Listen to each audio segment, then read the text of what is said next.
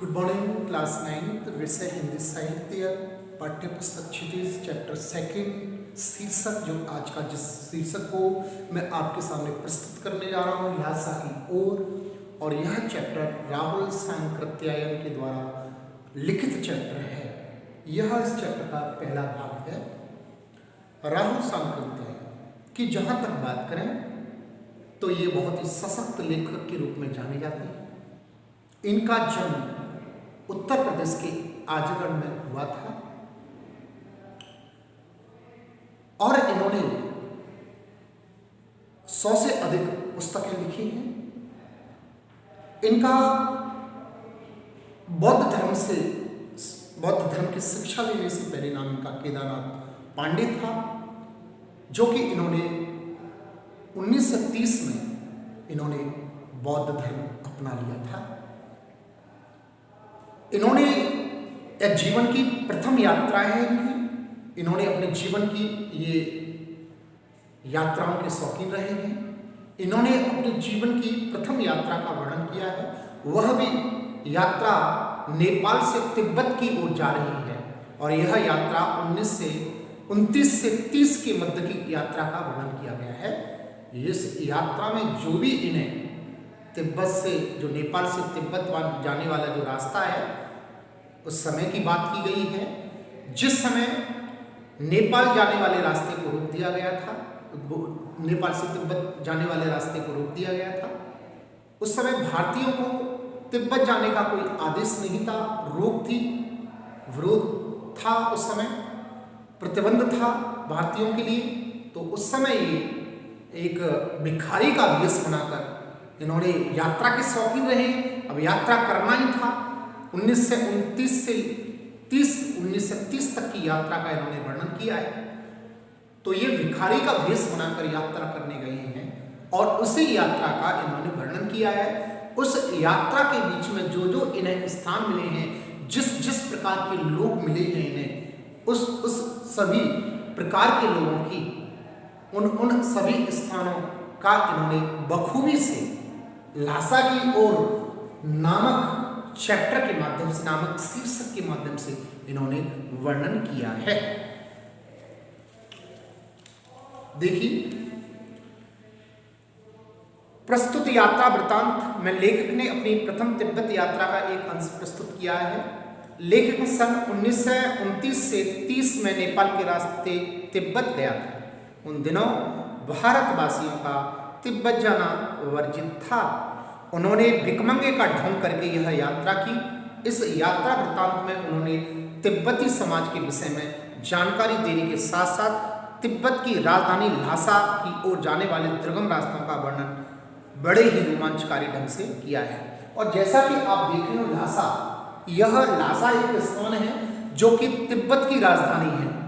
उसमें जो दुर्गम रास्ते आए हैं उनका वर्णन किया गया है इसमें। देखिए, पाठ प्रारंभ करते हैं। वह नेपाल से तिब्बत जाने का मुख्य रास्ता है और वह नेपाल से तिब्बत जाने का मुख्य रास्ता है ल्हासा।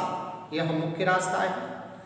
फरी कलिम्पोंग का रास्ता जब नहीं खुला था तो नेपाल ही नहीं, हिंदुस्तान की भी चीजें इसी रास्ते तिब्बत जाया करती थी। यह व्यापारिक ही नहीं, सैनिक रास्ता भी है और इसमें केवल इस रास्ते में व्यापार ही नहीं किया जाता है, इस रास्ते से होकर सैनिक भी जाया करते हैं। ल्हासा जो स्थान है, और विशेषकर जब तिब्बत जाया करते थे नेपाल से होते हुए, तो ल्हासा की ओर होते हुए अवश्य जाया करते थे।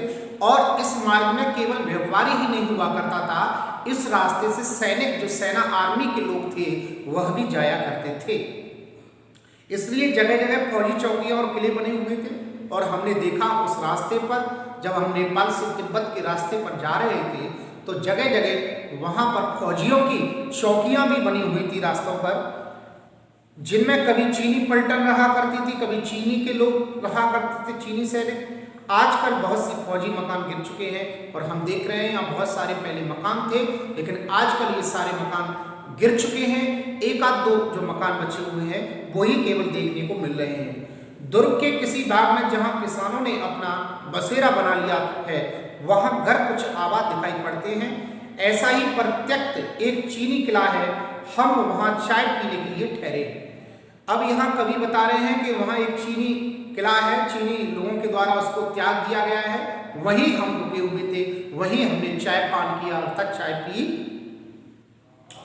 तिब्बत में यात्रियों के लिए बहुत सी तकलीफें भी हैं, तिब्बत में यात्रियों के लिए बहुत सी तकलीफें भी हैं और कुछ आराम भी है। वहाँ जाति पात छुआछात का सवाल ही नहीं है, वहाँ कोई ये वहाँ के बारे में बता रहे हैं, वहाँ के लोगों के बारे में बता रहे हैं कि वहाँ तिब्बत में किसी भी प्रकार की जाति, धर्म, भाषा, बोलचाल, खान पान, किसी भी प्रकार का कोई भेदभाव नहीं है और ना औरतें पर्दा ही करती हैं और वहाँ की जो औरतें हैं वे पर्दा नहीं करती हैं। बहुत निम्न श्रेणी के भिखमंगों को लोग चोरी के डर से घर के भीतर नहीं आने देते हैं और जो निम्न स्तर के जो भिखमंगे होते हैं, भिखारी होते हैं, उनको चोर की वजह से अर्थात वो चोर का रूप धारण करके अंदर ना आ जाए, इसलिए भिखमंगों को अंदर भी नहीं आने दिया जाता है। नहीं तो आप बिल्कुल घर के भीतर चले जा सकते हैं, अगर आप सही व्यक्ति हैं तो घर के भीतर जा सकते हैं, चाहे आप बिल्कुल अपरिचित हों तब भी घर की बहू या सास को अपनी झोली में से चाय दे सकते हैं, वह आपके लिए उसे पका देगी। मक्खन और सोडा नमक दे दीजिए, वह चाय चौंगी में कूटकर उसे दूध वाली चाय के रंग की बना के मिट्टी के टोंटीदार बर्तन खोटी में रख के आपको दे देगी। यदि बैठक की जगह चूल्हे से दूर है और आपको डर है कि सारा मक्खन आपकी चाय में नहीं पड़ेगा तो आप खुद जाकर चौंगी में चाय मत कर ला सकते हैं। चाय का रंग तैयार हो जाने पर फिर नमक मक्खन डालने की जरूरत होती है। तो इस प्रकार वहाँ के बारे में वर्णन कर रहे हैं कि वहाँ लोगों को अंदर घुसने नहीं दिया जाता है, भिखमंगों को घुसने नहीं दिया जाता है कि जो कि भिखमंगे होते हैं वो चोरी करने के लिए आते हैं और चोरी न कर सके क्योंकि कोई रूप नहीं होता है आप उनको, और बाहर के लोगों को भी, अपरिचित लोगों को भी अंदर नहीं घुसने दिया जाता है। अगर चाय वगैरह बनवाना है तो आप सामान दे सकते हैं वहाँ और वो चाय बनाकर अंदर से आपके लिए ले आएंगे। परित्यक्त चीनी किले से जब हम चलने लगे और जो चीनी किले अर्थात चीनी लोगों के द्वारा जिस किले को त्याग दिया गया उस किले में हमने चाय पी और चाय पीने के बाद में जब हम उससे निकले तो एक आदमी राहदारी मांगने आया और एक आदमी राहदारी अर्थात मार्ग का खर्चा मांगने आया। हमने वह दोनों चिटें उसे दे दी और हमारे पास में जो 2 चिट थी हमने उसको जो मांगने आया था राहदारी उसको हमने वो दोनों चिटें दे दी। शायद उसी दिन हम थोंगला के पहले आखिरी गांव में पहुंच गए होंगे और शायद थोंगला एक स्थान है जो लासा की ओर ही है, शायद अब इन्होंने सोचा कि हम उस गांव में पहुंच गए हों। यहाँ भी सुमति के जान पहचान के आदमी थे, सुमति इनके साथ में चल रहा था, एक जो बौद्ध धर्म को अपनाने वाला व्यक्ति थे वह भी इनके साथ में है, कवि के साथ में राहुल सांक्रत्य इनके साथ में। यहाँ भी सुमति के जान पहचान के आदमी थे और भिखमंगे भी, और सुमति जो बौद्ध था जो उसको ज्ञान था लासा का और तिब्बत का, नेपाल का, उसके शायद वहाँ लोग परिचित थे, लोग उनसे जो सुमति था उससे बात करने लगे, शायद कुछ भिखमंगे भी उसके वो परिचित थे वहाँ। फिर भी ठहरने के लिए अच्छी जगह मिली, फिर भी हमें ठहरने के लिए अच्छी जगह मिली। 5 साल बाद इसी रास्ते लौटे थे और भिखमंगे नहीं, एक भद्र यात्री के बेस में घोड़ों पर सवार होकर आए थे, किंतु उस वक्त किसी ने हमें रहने के लिए जगह नहीं दी। लेकिन हम एक यात्री के बीच में घोड़े पर सवार होकर आए थे इसी रास्ते पर, लेकिन हमें किसी ने वहाँ जगह तक नहीं दी। इस प्रकार यहाँ प्रस्तुत पंक्तियों के माध्यम से राहुल सांकृत्यायन कह रहे हैं कि एक भद्र यात्री के बीच में घोड़ों पर सवार होकर आए थे, किंतु उस वक्त किसी ने हमें रहने के लिए जगह नहीं दी और हम गांव के एक सबसे गरीब झोंपड़े में ठहरे थे।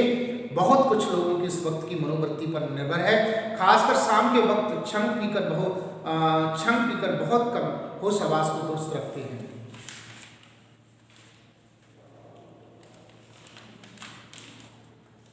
अब हमें सबसे विकट ढाणा थोंगला पार करना था। डांडे तिब्बत में सबसे खतरे की जगह है, डांडे तिब्बत में सबसे खतरे की जगह है, बहुत ही ज़्यादा खतरा है। 16-17 हज़ार फीट की ऊंचाई होने के कारण उनकी दोनों तरफ मीलों तक कोई गांव का विराम नहीं है। और जो थोंगला का जो डांडे नामक जो स्थान है वो बहुत ही लंबाई ऊंचाइयों पर बना हुआ है, बहुत ही खतरनाक स्थान है। नदियों के मोड़ और पहाड़ों के कोनों के कारण बहुत दूर तक आदमी को देखा नहीं जा सकता। डाकुओं के लिए यही सबसे अच्छी जगह है और यहाँ डाकुओं जो चोर होते हैं उनके छुपने के लिए सबसे बड़ा स्थान यही है। तिब्बत में गांव में आकर खून हो जाए तब तो खूनी को सजा भी मिल सकती थी। अगर तिब्बत के गांव में आकर खून हो जाए तो उसको सजा भी मिल सकती थी, लेकिन इन निर्जन स्थानों में मरे हुए आदमियों के लिए कोई परवाह नहीं करता, क्योंकि यहाँ कोई आदमी नहीं, दूर दूर तक नहीं। अगर यहाँ खून भी कर दिया जाए किसी व्यक्ति का तो उसे पकड़ने वाला, खूनी को पकड़ने वाला कोई व्यक्ति नहीं हो सकता है। लेकिन इस निर्जन स्थानों में मरे हुए आदमियों के लिए कोई परवाह नहीं करता। सरकार खुफिया विभाग और पुलिस पर उतना खर्च नहीं करती। सरकार खुफिया विभाग और पुलिस पर उतना खर्चा नहीं करती यहाँ की जो सरकार है। और वहाँ गवाह भी तो कोई नहीं मिल सकता। डकैत पहले आदमी को मार डालते हैं, उसके बाद देखते हैं कि कुछ पैसा है कि नहीं। हथियार का कानून न रहने के कारण यहाँ लाठी की तरह लोग पिस्तौल बंदूक लिए फिरते हैं और यहाँ कोई किसी का गवाह नहीं होता है, किसी की कोई परवाह करने वाला नहीं है। इसलिए पहले यहाँ के जो डाकू होते हैं वो किसी व्यक्ति को मारते हैं, मार डालते हैं, खत्म कर देते हैं और खत्म करने के बाद में उसकी तलाशी लेते हैं कि उसका कोई कीमती वस्तु मिल जाए जिससे हमारा काम चल जाए। उसको वो निकाल कर उनके पैंट शर्ट से निकाल कर अपने जेब में रख के भाग जाते हैं। कोई कानून नहीं है किसी भी प्रकार का। यहाँ लाठियों के स्थान पर लोग बंदूक और पिस्तौल वगैरह ये हाथों में लिए रहते हैं।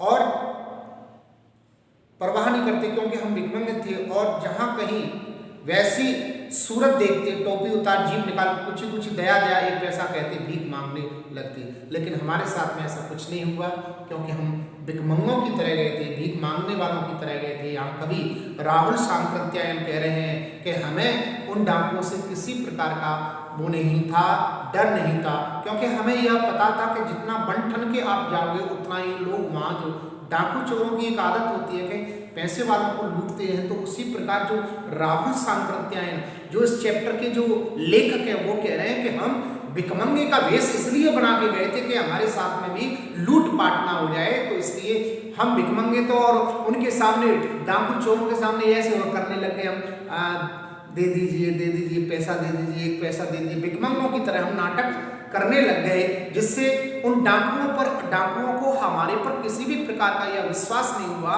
कि पैसे वाले और लेखक हैं। क्योंकि हमें यात्रा करनी थी, वहाँ के लोगों के बारे में जानना था, वहाँ की प्रवृत्ति के बारे में जानना था, वहाँ की दुर्गम स्थानों के बारे में जानना था। वो कैसे जान सकते हैं? दुर्गम स्थानों में तो बहुत ऊंचाइयों पर और उनमें भी डाकू छुपे हुए हैं, डाकुओं से डरे। लेकिन भाई आपने देखा ही होंगे मीडिया वाले जो होते हैं बड़े बड़े दूर दूर दुर्गम स्थानों पर भी पहुंच जाते हैं। तो ऐसे लेखकों की इच्छा होती है लिखने के लिए कुछ होना चाहिए। अब किस विषय पर लिखें? सामान्य विषय पर, साधारण विषयों पर सब कुछ लिख चुके हैं, सब कवि लिख चुके हैं, लेखक लिख चुके हैं। तो नई नई चीज़ों को देखने के लिए, नई नई चीज़ों को देखने के बाद लिखने के लिए ये जो लेखक होते हैं वो यात्रा करते हैं। तो यहाँ जो राहुल सांकृत्यायन है, अर्थात इनका बचपन का नाम केदारनाथ पांडे है, जो कि बौद्ध भिक्षा लेने के बाद में सन 1930 के बाद में इनका नाम राहुल सांकृत्यायन पड़ गया। और यह यात्रा 1929 से 1930 तक के बीच की यात्रा का इसमें वर्णन किया जा रहा है जी। और अगला पड़ाव 16-17 मील से कम नहीं था। जो अगला पड़ाव था आगे की ओर जब हम जा रहे थे, जो आगे जो रास्ता आने वाला था वो 16 से 17 मील से कम नहीं था। मैंने सुमति से कहा कि यहाँ से लंगोर तक के लिए 2 घोड़े करें। और मेरा मित्र जो मेरे साथ में चल रहा था, जो बौद्ध भिक्षु था, जो तिब्बत का ही रहने वाला था, उससे मैंने कहा कि लंगोर तक के लिए 2 घोड़े कर लेते हैं, सामान भी रख लेंगे और चढ़ चलेंगे, और सामान भी उन पर रख लेंगे और चढ़ चलेंगे हम लोग, क्योंकि थक चुके हैं। ऐसा राहुल सांकृत्यायन प्रस्तुत पंक्तियों के माध्यम से, इस चैप्टर के माध्यम से कह रहे हैं अपने मित्र सुमति से। दूसरे दिन हम घोड़ों पर सवार होकर ऊपर की ओर चले। डांडे से पहले एक जगह चाय पी और दोपहर के वक्त डांडे के ऊपर जा पहुंचे। हम समुद्र तल से 17 से 18,000 फीट ऊंचे खड़े थे। हमारी दक्षिण तरफ पूरब से पश्चिम की ओर हिमालय के हजारों श्वेत शिखर चले गए थे। भीटे की ओर दिखने वाले पहाड़ बिल्कुल नंगे थे, न वहां बर्फ की सफेदी थी, न किसी तरह की हरियाली। उत्तर की तरफ बहुत कम बर्फ वाली चोटियां दिखाई पड़ती थी।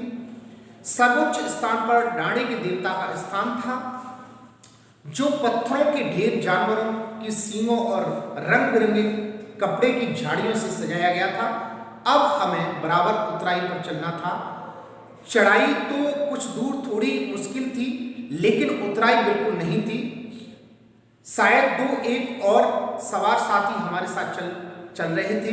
मेरा घोड़ा, यहाँ प्रस्तुत पंक्तियों के माध्यम से राहुल सांकृत्यायन कह रहे हैं कि मेरा घोड़ा कुछ धीमे चलने लगा। जो मेरा घोड़ा था वो कुछ धीमे चलने लगा, स्लोली। मैंने समझा कि चढ़ाई की थकावट के कारण ऐसा कर रहा है। मैंने सोचा कि वह शायद थक चुका है और थकने के कारण वह धीरे धीरे चल रहा है। चढ़ाई तो कुछ दूर थोड़ी मुश्किल थी, लेकिन उतराई बिल्कुल नहीं थी। शायद दो एक और सवार साथी हमारे साथ चल रहे थे। मेरा घोड़ा कुछ धीमे चलने लगा। मैंने समझा कि चढ़ाई की थकावट के कारण ऐसा कर रहा है और उसे मारना नहीं चाहता था। धीरे धीरे वह पिछड़ गया और मैं उसे मारना नहीं चाहता था। वह धीरे धीरे पिछड़ गया और मैं डॉन क्विक्सो की तरह अपने घोड़े पर झुकता हुआ चला जा रहा था। जान नहीं पड़ता था कि घोड़ा आगे जा रहा है या पीछे। जब मैं जोर देने लगता तो वह और सुस्त पड़ जाता। एक जगह दो रास्ते फूट रहे थे। मैं बाएं का रास्ता ले मील डेढ़ मील चल गया। आगे एक घर में पूछने से पता लगा कि लंकोर का रास्ता दाहिने वाला था। फिर लौटकर फिर उसी को पकड़ा। 4-5 बजे के करीब में गांव से मील भर पर था तो सुमति इंतजार करते हुए मिले। मंगोलों का मुंह वैसे ही लाल होता है और अब तो वह पूरे गुस्से में थे। उन्होंने कहा, मैंने 2 टोकरी कंडे फूंक डाले, 3 बार चाय को गर्म किया। मैंने बहुत नरमी से जवाब दिया, लेकिन मेरा कसूर नहीं है मित्र। देख नहीं रहे हो कैसा घोड़ा मुझे मिला है। मैं तो रात तक पहुंचने की उम्मीद रखता था। खैर, सुमति को जितनी जल्दी गुस्सा आता है उतनी ही जल्दी वह ठंडा भी हो जाता है। लंकोर में वह एक अच्छी जगह पर ठहरे थे। यहाँ भी उनकी अच्छे यजमान थे। पहले चाय सत्तू खाया गया, रात को गर्मा गर्म तुक्का मिला। इस प्रकार यहाँ वर्णन हो जाता है। तो यहाँ इस प्रकार यह आपका वर्णन हो रहा है और लंकोर के बारे में बताया जा रहा है। 2 घोड़े कर लिए उन्होंने। 2 घोड़े पर, एक घोड़े पर खुद सवार हो गए यहाँ के जो आपके लेखक हैं और एक घोड़े पर सुमति इनके मित्र थे। इस प्रकार वो आगे चलते चलते और लंकोर की यात्रा कर रहे हैं। यहाँ तक ये आपका चैप्टर हो जाता है। नेक्स्ट चैप्टर में जो बचा हुआ भाग है वो मैं प्रारंभ करूँगा। यहाँ तक आपको कोई प्रॉब्लम तो पूछ सकते हैं। Thank you, all the best, may God bless you.